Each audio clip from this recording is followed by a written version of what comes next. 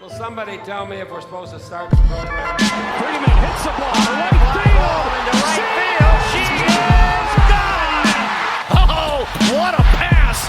Doncic, perfection there on the assist. A little magic from Doncic. Stafford takes the shoulder, takes a shot downfield. It is caught by Nakua.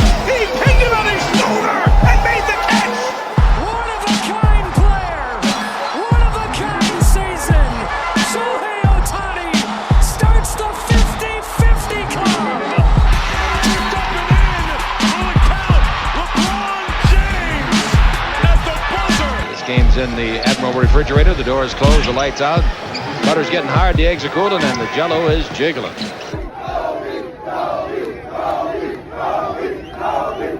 What is up, everyone, and welcome to the LA Sports Roundup podcast.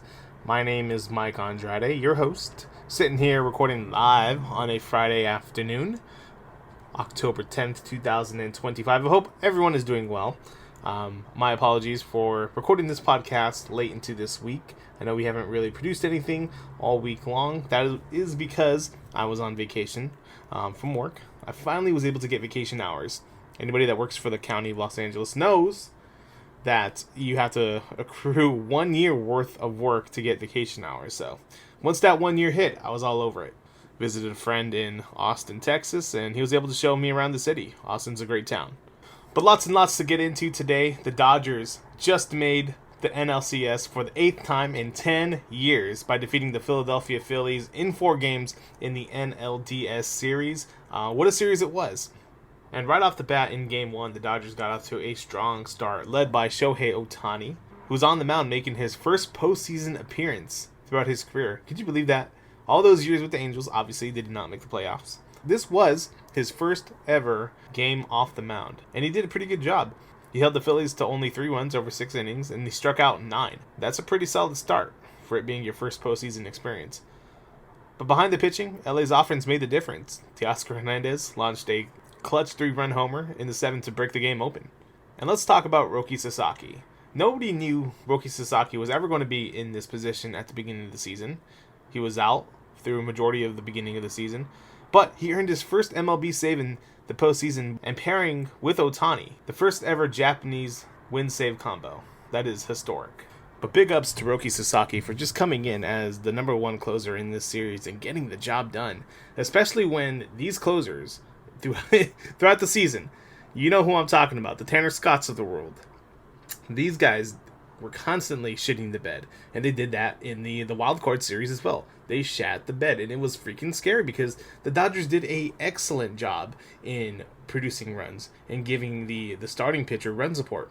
And then these closers would come in, and even though the Dodgers were up like 10-2, it seemed like they were just out there crapping the bed. And thank God for that run support, because had it not been for that wild card series would have been much different.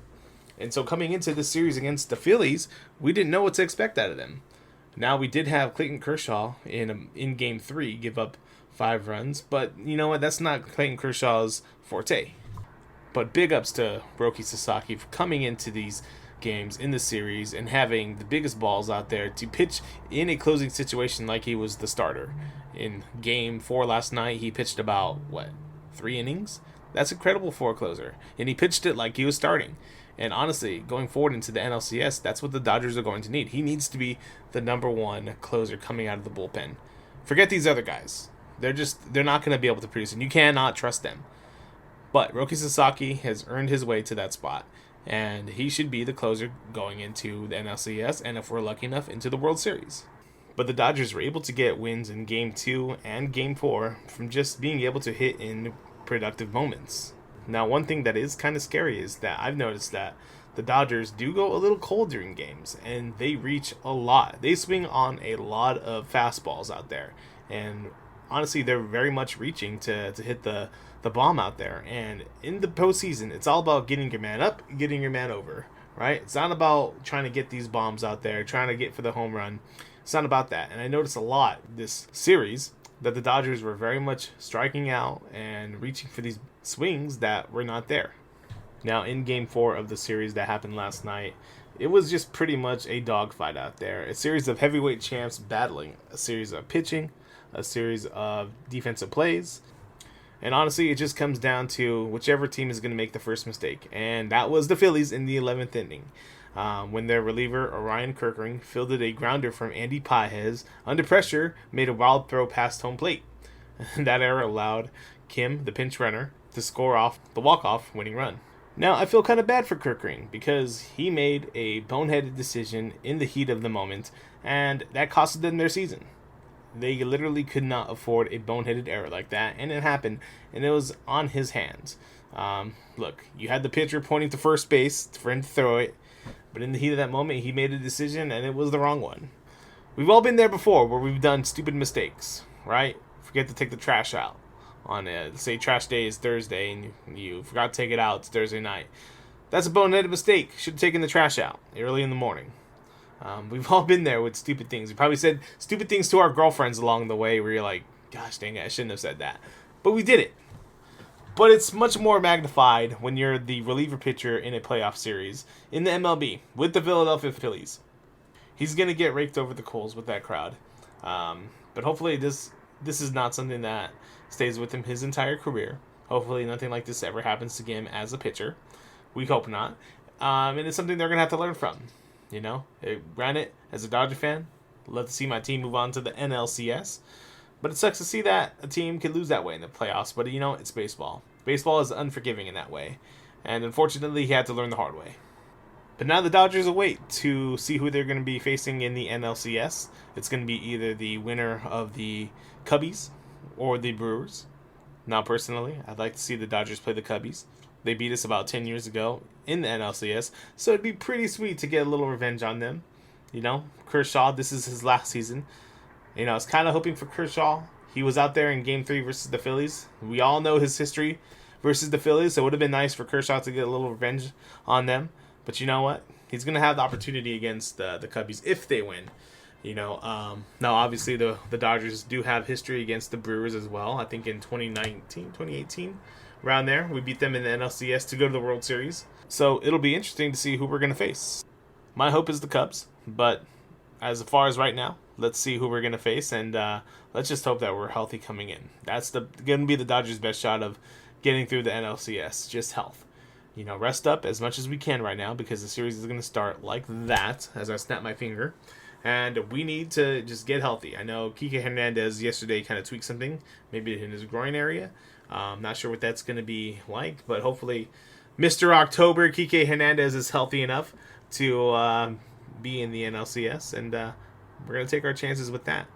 Now, on to Brack Tax now as I get into LA Rams football. It's been over a week since we unfortunately lost to the San Francisco 49ers in Thursday night action at SoFi Stadium, and what a funeral. It felt like it was because the Rams, I was going to call them the Dodgers, the Rams came out completely flat. It was hard to watch. The 49ers came right out of the gate. It was really, really depressing because there was so much anticipation for this Rams team coming off their victory in Week 4, and with the 49ers being so banged up as they were, it was I thought it was obvious that the Rams were going to not only win this game, but they were going to blow them out. It was hard. It was hard to watch because San Francisco really just ran it up with handing the ball to McCaffrey and the pass game with Kendrick Bourne. Now, Mac Jones. Let's talk about Mac Jones, the 49ers quarterback. That guy, for him being a backup, he played his absolute heart out there. Now, even though I did not like seeing the 49ers win, I got to give big ups to Mac Jones because, man, there was nothing he left on the field. In fact, that guy was, not only did he get hurt with cramping out there, I mean, he was absolutely cramping out there, I think, during the early fourth quarter, but he was also dry heaving towards the end of the game. Now, look, the Rams hit him from every which way in the second half, but that didn't matter. That guy got the job done, and you know what? Big ups to him. But the Rams were down in the game, but they eventually came back to tie it at 20-20 with about 10 minutes and 30 seconds left in regulation.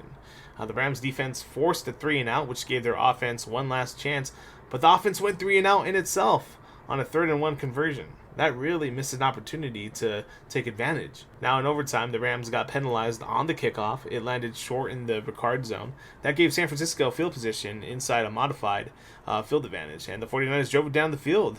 Now, one thing I'm going to point out here is not only did the Rams were not able to capitalize on prime opportunities, but they missed a field goal first. The Cardi Party was not in session. They missed a field goal, and then they got a field goal blocked. I mean, how do you let that happen from what happened against the Eagles on week 2 or week 3? How do you let that happen? 2 missed opportunities right there to get field goals to win the game. And look, it's just, I don't know if it's a Cardi situation. I don't know if it's the line situation, but they have to. If the Rams are going to be a Super Bowl team, they cannot let that happen. Super Bowl teams do not let field goals get blocked. All right, you can be the Carolina Panthers out there and let that happen, but if you're a Super Bowl team, you cannot let that happen. Now, in overtime, the 49ers were able to get the lead, and it basically was the game-winning drive because the Rams were unable to convert on a 4th and 1 situation where they gave the ball to Kyren Williams. Now, I'm all about Coach McVay trusting his guys. You want to go out there and trust your guys to get the job done, that's fine with me. But come up with a little bit more of creativity when it comes to getting these 4th and 1s off, okay? You can't just run the ball and expect him to go up the middle and that's going to get the job done. Coach McVay, you've been a genius while you've been here in LA coaching the Rams, but where's the creativity at? Where is it? Because it wasn't shown on Thursday night. Now, I know you took full responsibility for that loss, which you should have. That's fine. But where's the creativity at? It's about being better, Coach McVay. Now, I'm going to read you a little bit of the injury report going into Week 6 against the Baltimore Ravens. Rams inside linebacker Omar Spates and offensive lineman Rob Havenstein both have ankle injuries and are doubtful for Sunday's game against the Ravens. While Havenstein is listed as doubtful, head coach Sean McVay said before Friday's practice that it's unlikely he plays. McVay also said that while tight end Colby Parkinson has cleared the concussion protocol, is questionable and he wants to make sure that he feels good as possible before returning. Wide receiver Tutu Atwell, who injured his hamstring during Thursday's practice, is also listed as questionable. He'll see how he responds, said McVay. The initial reports were good, but you can't be smart enough with a soft tissue injury like that. For the Ravens quarterback Lamar Jackson and inside linebacker Raquan Smith, both have hamstring injuries and are among 6 players ruled out for the contest. Wide receiver Zay Flowers' shoulder is listed as questionable. Again, this is a perfect opportunity for the Rams to capitalize. They cannot come in here and shit the bed like they did with the 49ers. Absolutely cannot. It is unfathomable if they do so. Unfathomable, and they deserve to not even make the playoffs if they come in here and shit the bed. Look, I know we have guys on the injured reserve as well, but we can get the job done easily. If Lamar Jackson is not even playing. It just pisses me off that we went in there on last Thursday, and did that against the 49ers. It just still pisses me off. But they have a chance to redeem themselves and get a victory in Baltimore. And that's the most important thing right now. You just got to look forward. Take advantage of these guys being out. My gosh. Get the job done. Okay? I know they can.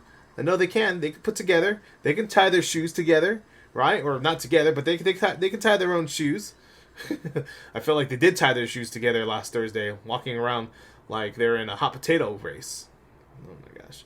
Anyways, I'm on a tangent here. Now, in the NFC West standings, the Rams sit 3-2 and are third in the NFC West, just behind the Cardinals, who are dead last. But look at the 49ers are 4-1, the Seahawks are 3-2, Rams are 3-2.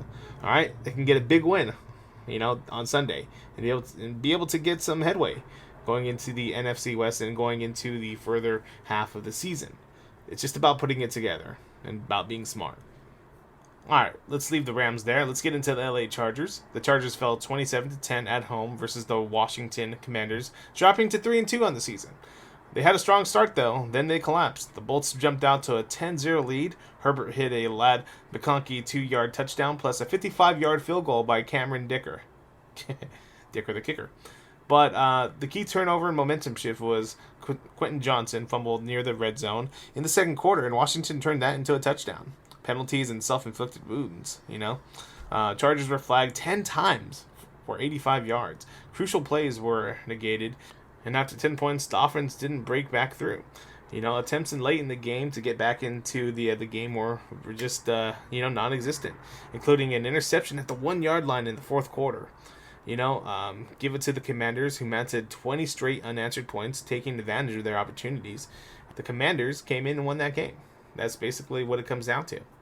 But nonetheless, the Chargers still sit at the top of the AFC West standings, above the Broncos at 3-2. And so, they're tied at 3-2, but they're still number one in the AFC West. So you got to feel good about that. And they play the lonely Miami Dolphins going into Week 6. And so that should be a victory for the Chargers. It's just about consistency with these teams. I know any NFL team can win on any given Sunday, but if these teams are struggling, you got to take advantage of it. That's just what it comes down to.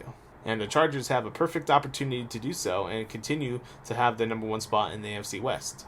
Okay, last things last here, guys. We're going to talk a little LA Lakers. We're going to talk about the journey they've been on through preseason, and we're going to talk about LeBron James.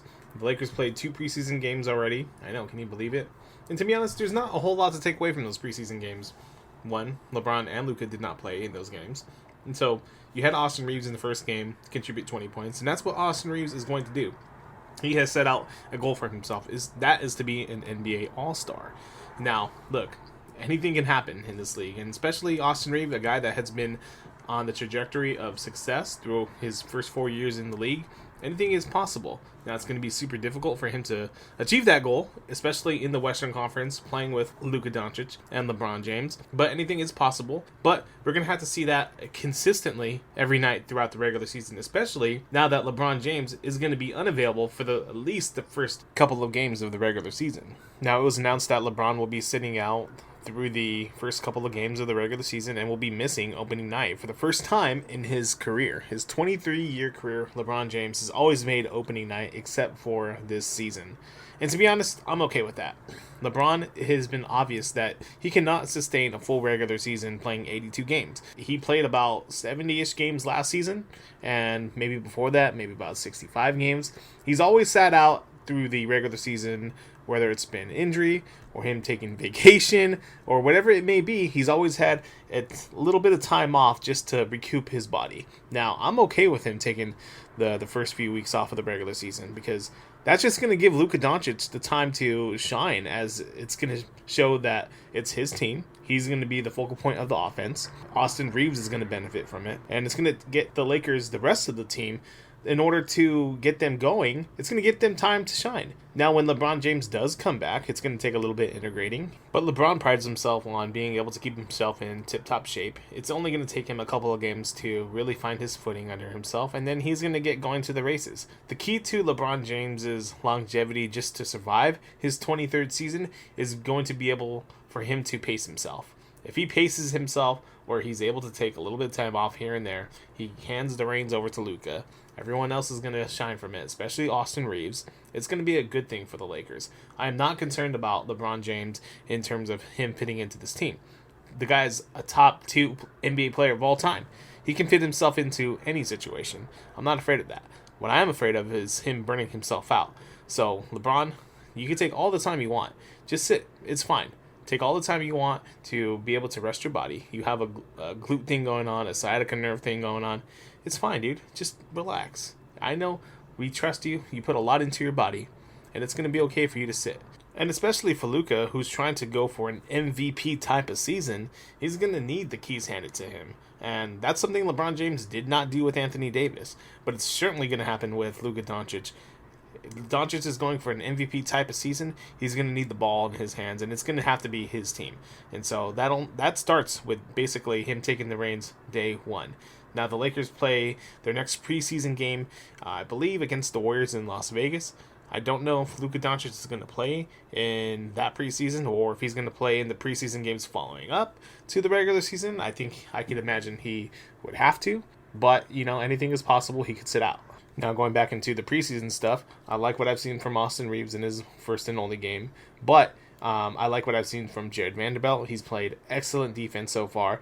I like what I've seen from DeAndre Ayton. I've liked what I've seen from a lot of the other guys out there. Look, they're not winning both those games that they played yet, but it doesn't matter. Preseason wins do not matter. It's a matter of just getting your team out there. It's a matter of putting out defensive production, which, they have been. Granted, they were playing a lot of the guys who aren't even going to make the team, maybe 1 or 2 of them, and that's fine.